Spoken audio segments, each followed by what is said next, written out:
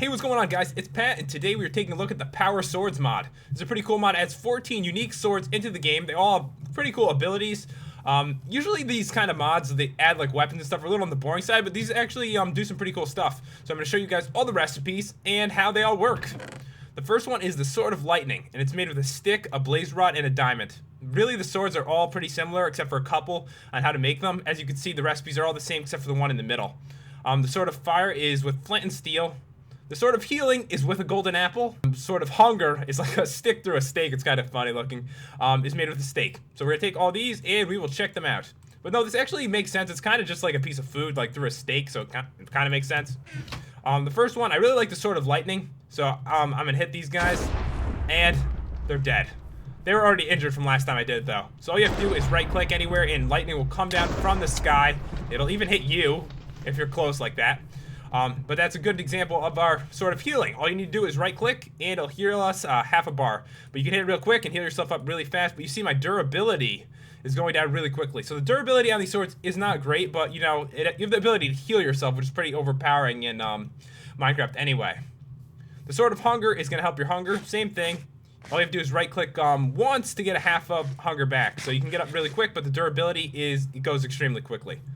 Sword of Fire is basically like having flint and steel. So you can light the ground on fire. You can't just use it to light a monster on fire, which I thought is what it was going to be like, but it's not. But what you can do is light the block underneath them to get them on fire if you really want to. If you really want to get them on fire. That missed. Come here. Okay, he's on fire. So yeah, you could kind of use it for that, but you probably wouldn't. It's just like a unique flint and steel, basically. It looks a lot cooler. Alright, so that is the first 4. So we will check out the other 10 now. Alright guys, here are the next 4. This one is the Sword of Speed. It's made with sugar in the middle. The Sword of Fortune, made with the emerald block in the middle. So this one's going to be really tough to craft, but it's actually worth it. You'll see after. This one is the Sword of Pickaxe. Really weird name. You'd think they'd name it something a little different, but you know, it's kind of cool though. And this one is the Sword of Life, which is made with bone meal. And you can see the Sword of Pickaxe is just made with 4 diamonds. Like, this is the only recipe that's actually different than the other ones. It's like in a pickaxe sword shape, so it's pretty cool. Alright, so the first one we'll go with is the Sword of Speed. Right-click, and you can run really quick. It puts speed 4 on you for a very short period of time. So if you want to run quick, you can just keep hitting it, but of course the durability will run out quite fast. Sword of Fortune is probably the most unique one, and what it does is when you right-click on any block, it'll turn it into like a random block. Any block in the game, I believe. Like that turned it into, oh, I forgot what those are called. Netherwort, iron block, wood, lamp, see, all kinds of stuff. You can get anything. It's completely random. You can get any block in the game, and my durability has ran out.